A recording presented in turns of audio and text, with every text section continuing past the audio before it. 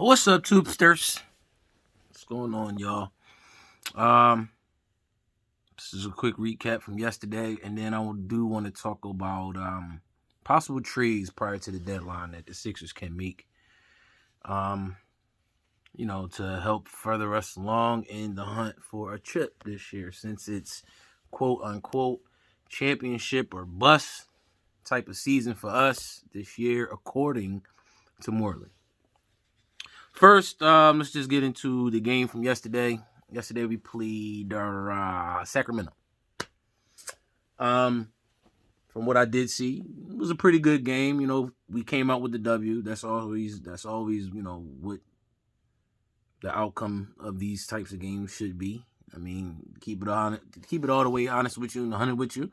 The Sixers, like I said, beast in the East right now. 14-0 when we have starting lineup.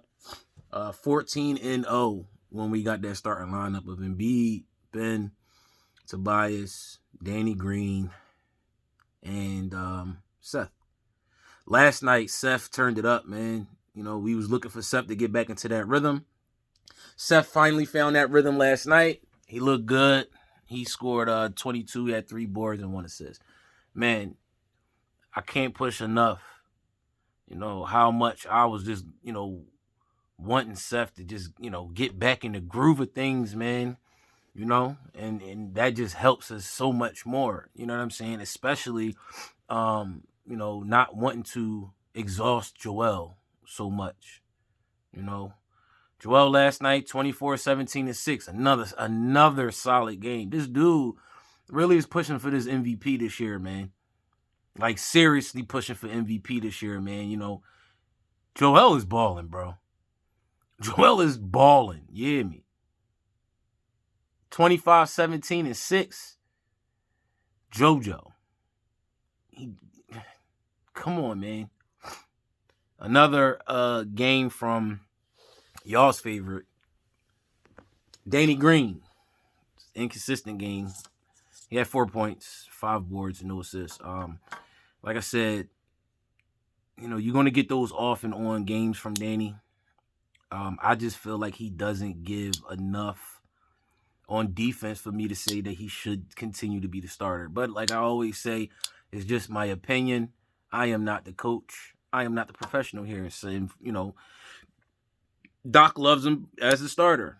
I still think that Matisse should be starting. That's just my opinion.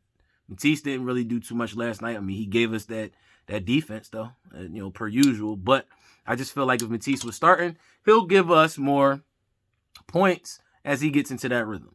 Danny is off and on. It's not consistent. Last night he gave us 4 points. Then the next game, which is tomorrow against Portland, I believe, he may come out and drop 15. That's just Danny. You know what I'm saying? But I just really feel like, I'm not saying he doesn't give us anything on defense. I just don't feel like he gives us the defensive edge that a Thibault would if he was to start and then have him and Ben starting, together. You know what I'm saying? Like if that, like,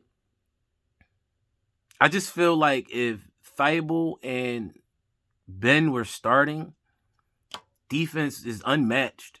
But I also understand that you want to make sure that you keep that defense coming off the bench, so that when Ben is ready to get a sit down or Tobias is ready to get a rest, you put Matisse in there and it keeps that defensive pressure up.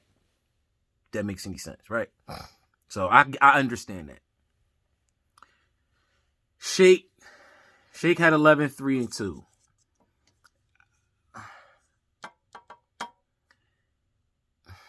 I don't know. I don't know what it is that what's missing from Shake's game to when he was out there giving us 15 to 20 for those, like, that first 2 weeks of the season. I don't know what's happening. I don't know what has regressed. I don't know if it's him being aggressive. I don't know if it has anything to do with Dwight in the middle, because Shake likes to drive. I don't know if that has something to do with it, because Dwight's making himself more presence, as far as rebounding and defensive wise, which we've been asking for, which we've all been sitting back and saying we need this, more from Dwight, but I don't know what it is. I really don't. I wish I could say, what it is. I can't figure out what happened. You know what I'm saying? So I hope that Shake is able to shake it off, no pun intended, and get back to that more aggressive Shake Milton that we know that he can be. You know what I'm saying? Get back to that Shake Milton to where, when he get on the floor, we know we can get at least 15 points out of him, and for the past couple games, last night he scored 11, and then the night before he scored 11. So, you know what I'm saying? I don't know. I mean, hopefully we can start getting a little bit more progression from Shake. That'll help the bench out a lot more, because that bench scoring at the beginning of the season, you know what I'm saying? It was awesome. You know what I'm saying? But, that's neither here nor there. Hopefully he can shake it off and get it together. Yesterday's game, Furkan in the first quarter was doing this thing, Then, a drought came in. Furkan averaged around what Furkan's averaging. You know what I'm saying? He scored 13, he had three boards and 2 assists. Dwight off the bench, 8 points, 9 boards, 4 assists. Ben, 14, 7, and 9. Okay? Y'all can stop talking about Ben, right? I haven't heard anybody talk any crazy mess about Ben in the last couple games. So that's great. I'm very, very happy and proud of y'all for not talking all that crazy ish about Ben. You know what I'm saying? Let's start putting our focus on maybe Danny. Maybe Shake. Leave Ben the hell alone. That's all I'm saying. Moving on. Okay? But, like I said, man, Seth really came and played last night. He came out to really ball last night. He shook the cobwebs off. He got us 22 last night. Hopefully he's back in the groove and can continue to give us exactly what he gave us last night. It was so nice seeing Seth come out last night and do what he did. It just gave us more confidence and a sigh of relief to get some more scoring outside of Tobias and Joel. You know what I'm saying? Hands down. Last night we got what we had in Seth in previous games prior to him, with the COVID thing. And like I said in the prior video, maybe it was COVID that had him, out of whack, so to speak, right? So, but all in all, last night was a pretty good game, man. We got the W. I mean, we went down. We fell behind in the third quarter. Proceeded to chip away at that lead. And we got the W. Man, it's really, you can't complain about getting the W too much, right?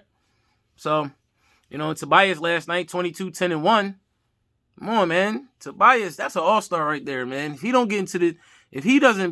he's not voted into the all-star as an all-star this year, what other stretch 4 is really giving us, giving those type of numbers this year? I can't think of none, to be honest with you. I mean, you could say KD, but KD really plays the 2-3. KD can play any position on the court as far as his height goes, but somebody help me out. You know what I'm saying? If you can give me a better someone that's playing the position as Tobias plays and does better on a consistent basis, please let me know. Because right now, I'm just saying, man, Tobias is all-star worthy for sure and is not being recognized as such. I have a problem with that. Nobody's talking about Tobias. Nobody. That's not, I don't think that's cool. Like, you know what I'm saying? Even Ben should be talked about as far as an all-star. I haven't really heard Ben's name. I did see, as far as like the voting as of right now, that Ben was like the last person as far as like the amount of votes to be voted into the all-star game, or to, they are having a game, which I don't understand why, but regardless, it's not my business. So, but yeah, you know what I mean? I feel like Tobias should definitely be in the talks as far as all-star goes. Because, I mean, he's playing like all-star. He's averaging 22 points a game. He's upped his rebound stats. Like, come on, man. You know what I'm saying? Come on, man. You know what I mean? You got Ben out here doing Ben. Ben out here doing Ben. Everybody hate when I talk about Ben. Everybody hates, oh, you a Ben bandwagon. You a Ben. I don't talk about y'all being LeBron bandwagon. Flopping Brian. We ain't gonna start that argument though, right? So anyway, wrap that section up right there. It was a good game last night. They got the W. So Ben played good. Tobias played good again. Seth came to play last night. Shook the cobwebs off. It's always good to get another scorer and get him back in the rhythm. Hopefully he is back in that rhythm so that we can rely on him a little bit more to give us that scoring that we need. You know what I'm saying? So we'll see what happens as far as Seth goes. And then Ben, being Ben, facilitating, playing defense, and scoring when he can. But he gives you exactly what you need as far as a point guard, a defending point guard goes, and someone that facilitates as well as he does. You know what I'm saying? And you already know about JoJo. It's MVP right there. Tell me I'm wrong. That's MVP. Anyway, moving on. I do want to talk about this. So, I was on Bleacher Report. You know what I'm talking about. And I was looking at an article. I can't remember who did the article on there. But it was pretty much talking about the Sixers possible trading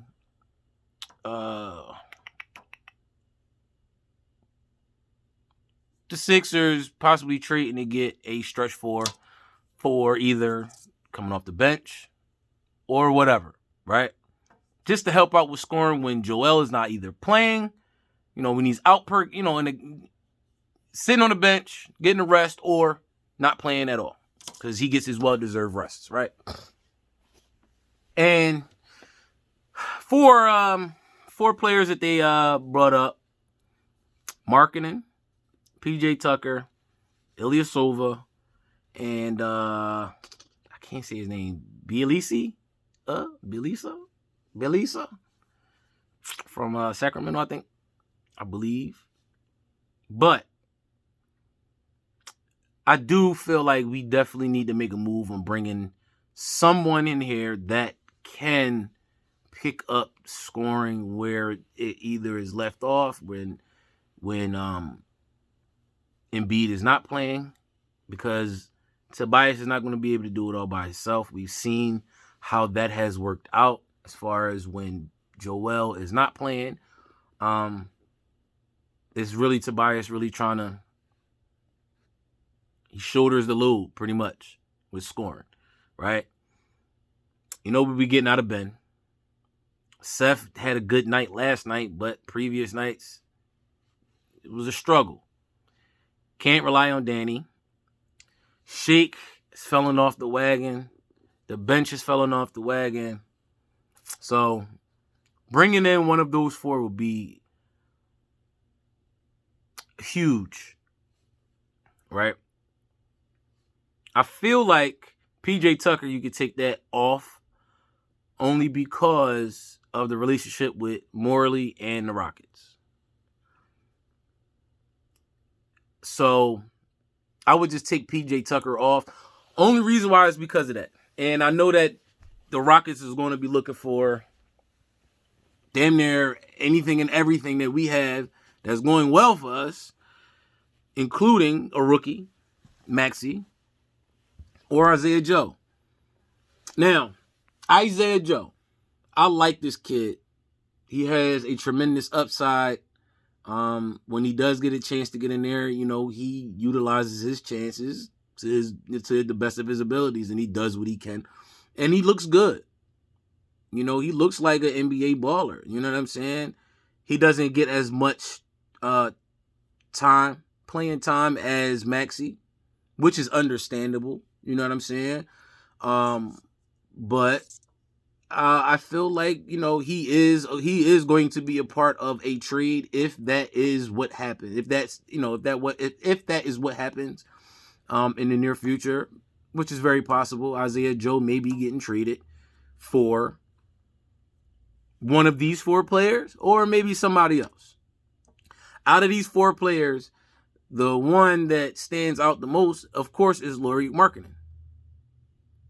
He's the most, to me, what I've seen, he's the most consistent. Scoring wise, I think he'll fit in more with this team because of his playing style. I feel like he is, that young stretch 4 that can come in and run with this team up and down the floor, give us that defense and give us the offense that we need. So Lauri Markkanen would definitely be the top pick out of these 4 as far as the trade goes. Mike Scott being injured all season pretty much is killing us, but Mike Scott doesn't give us as much offense as Lauri Markkanen could, or PJ Tucker could. Ersan Ilyasova, I don't even think he's playing in the league this year. But we know what Ersan can give you. Ersan gonna give you everything. Ersan gonna give you every hustle play. Ersan gonna give you everything he got. But I just don't think that he fits in with this particular team and the way that they play. He's older, he's slower, but the leadership is there. The knowledge of the game is there with Ersan. So, that wouldn't be a bad pickup. I just don't think that he would really fit in with this team. But he'll definitely, give us a boost offensively for sure with his shooting, his ability to score, his leadership, his defense, and I can see Ersan. I just don't think he really fits, quote unquote. I don't think he really fits in with the offense that we have with this team. And then Bielitsia. Sorry, I keep butchering bro name. The only thing I really know about him is that he got a nice jumper. He can hit the 3. I really don't know too much about him. Honestly, just to keep it a whole buck with y'all, a whole 100, keep it all the way honest with y'all. I don't know too much about him. But from my understanding, he's, he's like an Ersan pretty much is what I understand from what I've heard, what I've read. He's like an Ersan. He's just younger, he has the ability to run with the team. So, like I said, I don't know too much about him, but my top pick out of those 4, out of Markkanen, PJ Tucker, Ersan Ilyasova, and I keep murdering bro's name, but y'all know what I'm talking about. It would be Lauri Markkanen. Now, if we can't get Lauri, and for whatever reason, Dan Morley is able to figure out a way to pull PJ Tucker in here without giving up the whole damn team, you know what I'm saying? Bet. That's great. You know what I'm saying? But, so, another thing is, with all of this going on right now, the draft capital, right? The picks that we have that we are able to really get. So our picks for the next 4 years, including this year, okay? So, 2021, we got a first rounder, and we have Houston's second rounder this year, right? This is just to give y'all an idea of moves that possibly could be made as far as draft compensation and then maybe a pick I mean, a pick, draft compensation and a player. 2021 we got a first rounder. We got Houston second round. 2022 we got one pick. It's just the first round. 2023 we have a first round and 2 second round picks. Okay, from the Nets, Atlanta, and Charlotte. So pretty much the second rounders is best of those 3. So if the Nets, finish dead last in next year's or 2023's draft, what I'm saying, the position in that second round, y'all get what I'm saying. Y'all know what I'm talking about, right? And in 2024 we got a first rounder, a second round, we got a first rounder and 2 second rounders. One of the second rounders in 2024's pick is from Miami. Okay, so just the idea of what the draft capital is, as far as like what could happen, as far as the trades, if a trade is made, which could be, what could be given up. So I just feel like if we were to go after PJ Tucker, Houston's going to ask for at least the second round in this year, this upcoming draft in 2021, and definitely a player or 2 off of the bench. And 9 times out of 10, they're going to be looking for one of them rookies. Do you give up Isaiah Joe to get PJ Tucker? Possibly. I haven't looked at, PJ's contract or anything like that. Is it worth it? Worth giving up Isaiah Joe or Tyrese Maxey? I don't think so, but who knows? But that's just a little heads up on what's going on, what I've been following as far as like the Sixers go as of right now. I'm not gonna keep you on no longer. This is a 22-minute long video, so I'm gonna end it right here.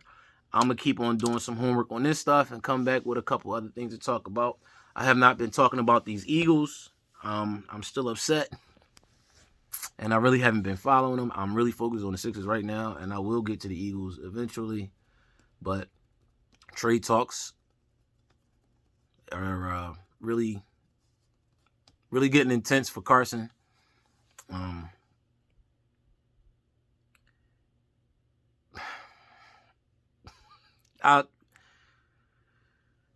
Eagles, boy. Jeffrey Lurie messed up big time. Not messed up because he let Doug go. Y'all know my position as far as Doug go, and if y'all don't, y'all can go back and look at those videos. I don't think he was wrong in letting Doug go. Jeffrey was wrong for keeping Howie. Carson wants to go, and it's not because of the coaching change. It's not because of... I'm going to say this about Carson. I really feel like Carson just doesn't want to compete for that job. I do feel like Carson does not like Howie Roseman. I really do. And I understand that. I mean, I'm not in the locker room, but I understand that. But Carson should definitely be traded, not only because he wants to be traded and he doesn't want to compete. That's my opinion. I feel like he doesn't want to compete, but also because he has lost the locker room. He lost the locker room years ago. On the Super Bowl run, he lost the locker room. I don't care what nobody say. You see the difference between how certain players play when Carson is on the field opposed to a backup quarterback playing. You see it. After this Super Bowl this Sunday just passed, folks say, oh, well, offensive line, you see how different offense plays when they don't have their offensive line. Yeah, I do, for sure, 100%. But also, you see a quarterback that lost their offensive lineman get the ball out of his hands, throws the ball away, not trying to force anything. Until the end of the game, that's when you start seeing Patty Mahomes, my homeboy, forcing throws downfield. But before that, he was not forcing anything. He would get out the pocket, he feels the pressure, he throws the ball away. It's simple. Your boy Carson forces everything. And the only reason why he forces everything is because he's looking at two players, namely a tight end. It's just facts. Take it how you want it. You can be mad. I really don't give a damn.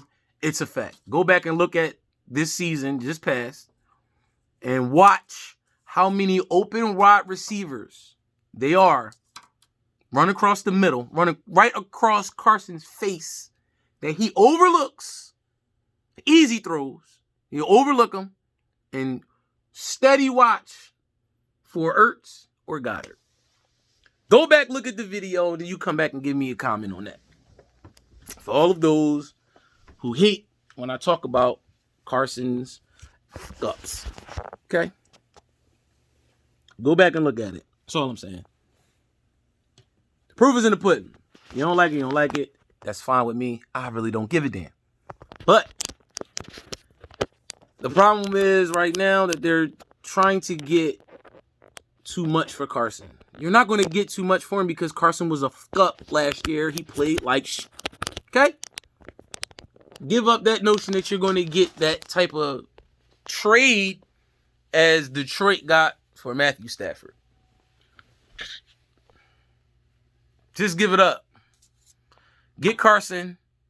Carson hasn't come out and said he wants to go to Indianapolis, but that's where he wants to go. Get the trade that best fits you. You get the most out of what you're going to get, but don't try to be greedy and get 2 players, 2 first-round picks, and a second-round, all that goofy or whatever. It's not happening. We owe that dude too much money. Don't nobody want to take on this project because Carson really looked like shit last year. Trash. Trash truck juice, bro. You should have been... We ain't going to get in this, so I didn't want to talk about it. So, right now, I'm going to end this video. I will come back and I will give my sentiments on that trade when it does happen. If it really does happen, I will give my opinion on all of that when, but I'm just tired of talking about Carson Wentz. I'm tired of hearing about the damn Eagles as of right now. They piss me off. So we trying to stay on the positive note with these Sixers who are balling right now. We need to figure out how to get this chip this year. You dig? So, with that being said, y'all know the routine. Stay blessed, stay positive, stay away from the negative ish, man. And until the next video, I'm going to holler at y'all. I'm out. Peace.